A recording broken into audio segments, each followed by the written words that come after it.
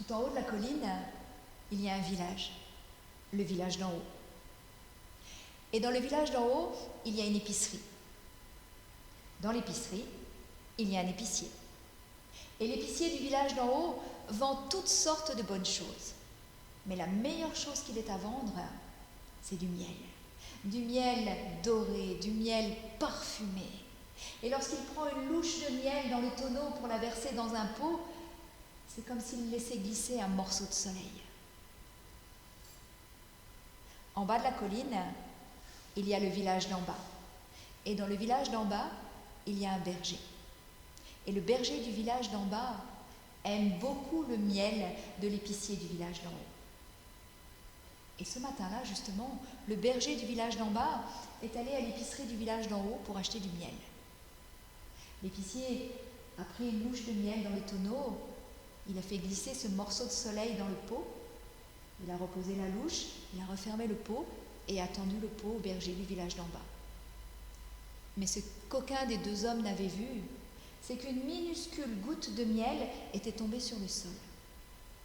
Une mouche qui passait par là s'est précipitée sur la goutte pour la sucer.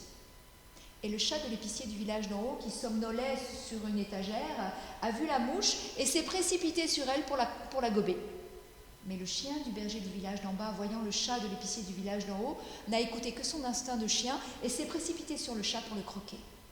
Lorsque l'épicier du village d'en haut a vu le chien du berger du village d'en bas en train de croquer son chat, il a pris un bâton pour le cogner. Lorsque le berger du village d'en bas a vu que l'épicier d'en haut était en train de cogner son chien, il s'est précipité sur lui pour l'étrangler. Alors l'épicier du village d'en haut, voyant qu'il était attaqué par le village d'en bas, a appelé tous les habitants à la rescousse. Et tous les habitants du village d'en haut sont venus à la rescousse de leur épicier. Alors le berger du village d'en bas a appelé tous les habitants de son village à la rescousse. Et tous les habitants du village d'en bas sont montés à la rescousse de leur berger qui était attaqué par l'épicier du village d'en haut. Et les habitants du village d'en haut ont appelé le seigneur d'en haut à la rescousse, et le seigneur d'en haut a envoyé son armée. Et les habitants du village d'en bas ont appelé le seigneur d'en bas à la rescousse, et le seigneur d'en bas a envoyé son armée à la rescousse. Et armée du seigneur d'en haut contre armée du seigneur d'en bas, habitants du village d'en haut contre habitants du village d'en bas, ils se sont battus pendant des jours et des jours, pendant des semaines et des semaines. Ça a duré tellement longtemps qu'on n'a pas pu compter les blessés, qu'on n'a pas pu compter les morts.